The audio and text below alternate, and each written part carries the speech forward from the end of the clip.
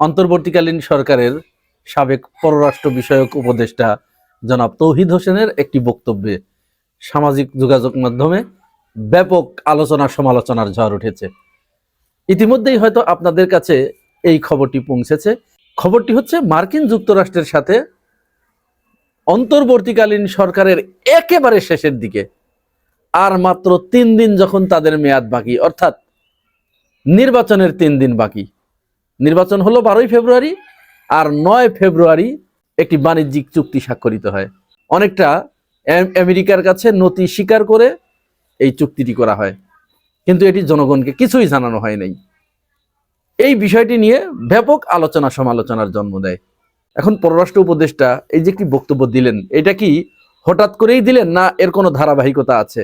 অবশ্যই এর একটা ধারাবাহিকতা আছে। এটি কিন্তু হঠাৎ করে এমনি এমনি হয়ে ওঠে নাই, এবং এর পিছনে যে একটা গোপন রহস্য লুকিয়ে আছে, এটি যদি আপনারা জানতে পারেন, আপনারা শুনলে এটি খুব চমকে উঠবেন যে এরকম হতে হলে এরকম হয়। প্রধান উপদেষ্টার যিনি পিএসও ছিলেন, প্রিন্সিপাল স্টাফ অফিসার, সেনাবাহিনী থেকে এই পদটি দেয়া হয়, এবং তিনি 3 বাহিনীর সমন্বয় করেন। 3 বাহিনীর সমন্বয় করে প্রধান উপদেষ্টা বা প্রধানমন্ত্রীকে সমস্ত তথ্য আদান প্রদান করেন যে কার কি অবস্থা। তো এইখানে ছিলেন জনাব হুমায়ুন কবির।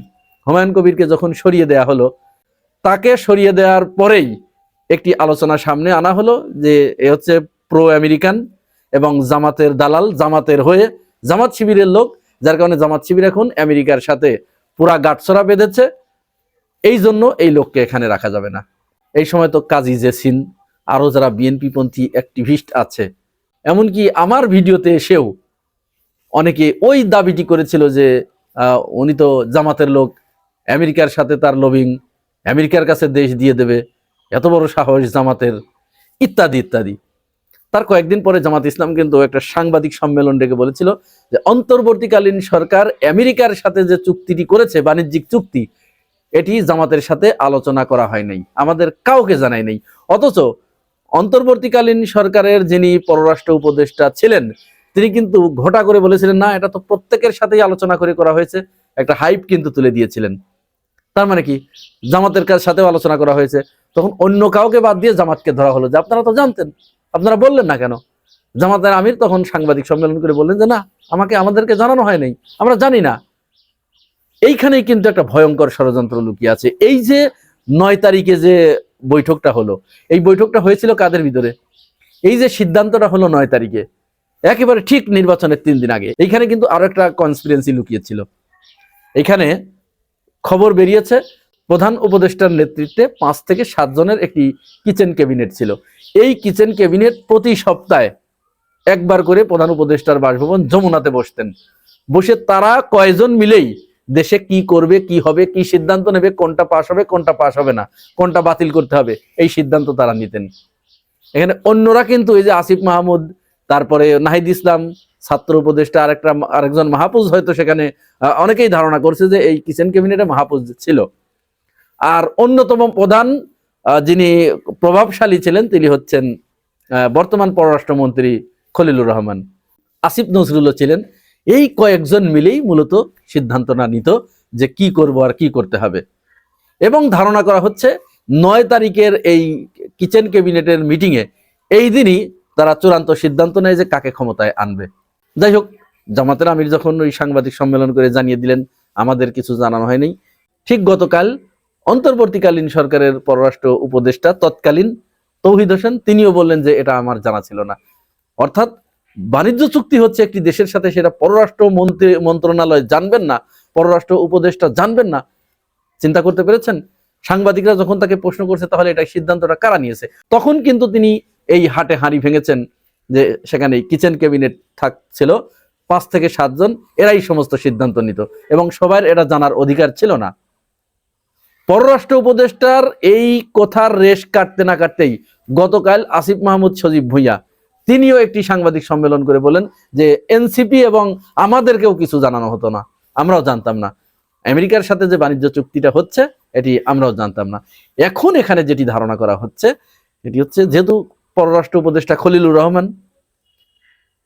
রহমান কিন্তু পরবর্তীতে বিএনপিতে এসেছে, এইখানে একটা জোর আলোচনা যেটা উঠে এসেছে, এটা হচ্ছে আগেই তো জানতো খলিলুর রহমান যে বিএনপিতে আসবেন, বিএনপির পররাষ্ট্রমন্ত্রী হবেন, এটি কিন্তু বেশ সেটেল হয়ে গিয়েছিল। কবে?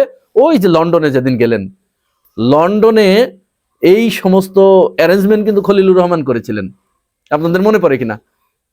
তারেক রহমানের সাথে প্রধান উপদেষ্টা ইউনূসের যে বৈঠক, এটার সমস্ত তত্ত্বাবধানে ছিলেন কিন্তু এই খলিলুর রহমান। তিনি এই বৈঠকটা করেছিলেন, ব্যবস্থা করেছিলেন। ওই দিনই ওখানে সিদ্ধান্ত হয়ে যায়, একটা তাদের ভিতরে অলিখিত চুক্তি একটা হয়ে যায়। আর খলিলুর রহমানও ওই দিনই তারেক রহমানের কাছ থেকে একটা গ্রিন সিগন্যাল পেয়ে যায় যে তুমি কাজ চালাও, তোমার জন্য দল আছে, তোমাকে দেখা হবে। সেটি হয়েছে। এখানে ভয়ঙ্কর রকমের দুটি তথ্য কিন্তু তাহলে আমরা পেয়ে গেলাম। প্রথমত, আমেরিকার সাথে যে বাণিজ্য চুক্তিটা হলো, এটা মূলত বিএনপি সরকার করেছে। অন্তর্বর্তীকালীন সরকারের আমলে হলেও এটা করেছে কিন্তু বিএনপি। কারণ এর নেপথ্য কারিগর কে ছিল? খলিলুর রহমান। যেহেতু নির্বাচনের 3 দিন আগে, 9 তারিখ, 12 তারিখে নির্বাচন হলো আর 9 তারিখে এটি পাশ হয়েছে, এই চুক্তিটা সই হয়েছে। তাহলে মূলত এখানে বিএনপির প্রভাব ছিল। এবং ওই যে কিচেন ক্যাবিনেটের কথা, ওই কিচেন ক্যাবিনেটে কিন্তু খলিলুর রহমানই সমস্ত প্রভাব বিস্তার করেছিল, যেহেতু তার বিরাট একটা সাপোর্ট ছিল দলের। বিএনপি তাকে পুরো দমে সাপোর্ট দিয়েছে। এই সাপোর্ট নিয়ে, এই ক্ষমতা নিয়ে পররাষ্ট্র উপদেষ্টা তৎকালীন বর্তমান পররাষ্ট্রমন্ত্রী তিনি দর কষাকষি করে, অন্য সকলের উপরে প্রভাব বিস্তার করে মূলত বিএনপির পক্ষ থেকে এই বাণিজ্য চুক্তিটা সই করেছে। তাহলে আমরা এই বাণিজ্য চুক্তিটা বলতে পারি কার? এটা বিএনপির চুক্তি। কিন্তু সেখানে সমস্ত জাতিকে অন্ধকারে রেখে, অন্যান্য দলকে অন্ধকারে রেখে শুধুমাত্র কয়েক ব্যক্তি মিলে এই চুক্তিটা করলো। আর নাটকটা সাজালো যে এটা তো অন্তর্বর্তীকালীন সরকার করেছে, মানে পুরা দোষটা অন্তর্বর্তীকালীন সরকারের উপরে চাপানোর একটা মৌকা কিন্তু তারা এখান থেকে পেয়ে গেল। তাহলে অন্তর্বর্তীকালীন সরকারের উপরে পুরা দোষটা চাপিয়ে দিলেন। আর অন্তর্বর্তীকালীন সরকারের আমলে থাকতেই খলিলুর রহমান তিনি একটা বিবৃতি দিয়েছিলেন যে না, আমরা এটা সমস্ত দলের সাথে আলোচনা করেই এটি করেছি। অথচ এখন আস্তে আস্তে বেরিয়ে আসছে, জামাত প্রথমে অস্বীকার করেছিল যে আমাদেরকে জানানো হয়নি, আমাদের সাথে এ ব্যাপারে কোনো আলোচনা করা হয়নি। এখন জামাতের ওই কথার সত্যতা প্রমাণ করলো পররাষ্ট্র উপদেষ্টা তৌহিদ হোসেন। তিনি বললেন যে না, এটা আমিও জানতাম না।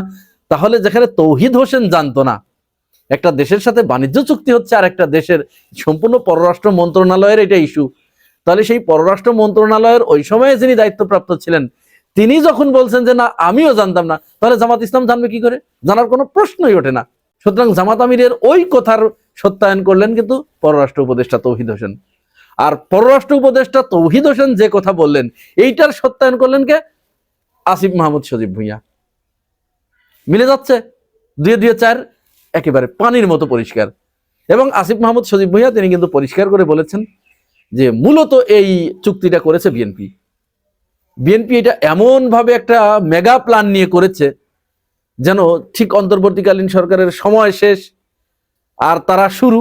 ওইখানেই সিদ্ধান্ত হয়েছে যে কারা ক্ষমতায় আসছে ওই মিটিংয়ে, আর ওইটা অন্তর্বর্তীকালীন সরকারের ঘাড়ের উপরে ওই দোষটা চাপিয়ে তাদের ঘাড়ের উপরে বন্দুকটা রেখে বিএনপি ফলটা ভোগ করলো। সজীব ভুঁইয়ার গতকালকের সাংবাদিক সম্মেলনে সে এই দাবি করেছে। এখন আসিফ মাহমুদ সজীব ভুঁইয়ার এই যে দাবি, রাজনৈতিক বিশ্লেষকরা কিন্তু এই দাবিকে একেবারে উড়িয়ে দিচ্ছে না। কারণ ইতিমধ্যেই সেই সিনড্রোম পাওয়া গেছে। খলিলুর রহমান পররাষ্ট্র উপদেষ্টা থেকে তিনি মুহূর্তের ভিতরে এক লাফে বিএনপির ক্যাবিনেটে ঢুকে গেলেন, টেকনোক্রেট কোটায় তিনি পররাষ্ট্র মন্ত্রী হয়ে গেলেন, এত বড় একটা পদ। এটা কিন্তু বিরাট ব্যাপার।